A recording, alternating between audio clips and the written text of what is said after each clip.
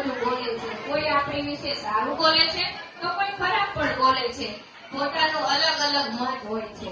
પણ સાચું કહું ને તો અમુક સ્ત્રીઓ પહેલી વાર જ પોતાની સુખ ખુશી પોતાના મોજ માટે આગળ આવી છે. કેમ કે ઘણી બધી એવી સ્ત્રીઓ છે જેનું અસ્તિત્વ માત્ર રસોડા સુધી જ સીમિત થઈ ગયું છે. રસોડામાંથી બહાર નીકળી જ નથી. અને એનું મહત્વ તો એ છે કે એ સ્ત્રીઓએ આખું આયોજન પોતાની જાતે કર્યું છે.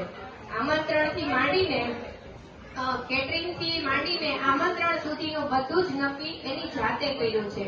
અને એ પણ ઘરની જવાબદારીઓ નિભાવતા આયોજનો કરવા સહેલા નથી, પણ એ તો નક્કી કરે છે કે સ્ત્રી ધારે ને તો કશું જ કરી શકે છે, કંઈ પણ કરી શકે છે.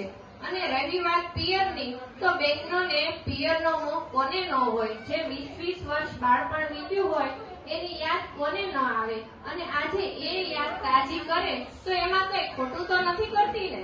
તો એ બધા જ પુરુષો આનો વિરોધ કર્યો છે. ઘણા બધા એવા પુરુષો પણ છે જે સ્ત્રીઓના આ સખી મિલનમાં ઘણી પડતી મદદ પણ કરી છે. અને એ તમામ ભાઈઓને હું વંદન કરું છું કે ભાઈઓએ એક સ્ત્રીની લાગણીઓને સમજી છે. તો બધા જ આપણા કર્મચારીઓ ભાઈઓને હું વંદન કરું છું.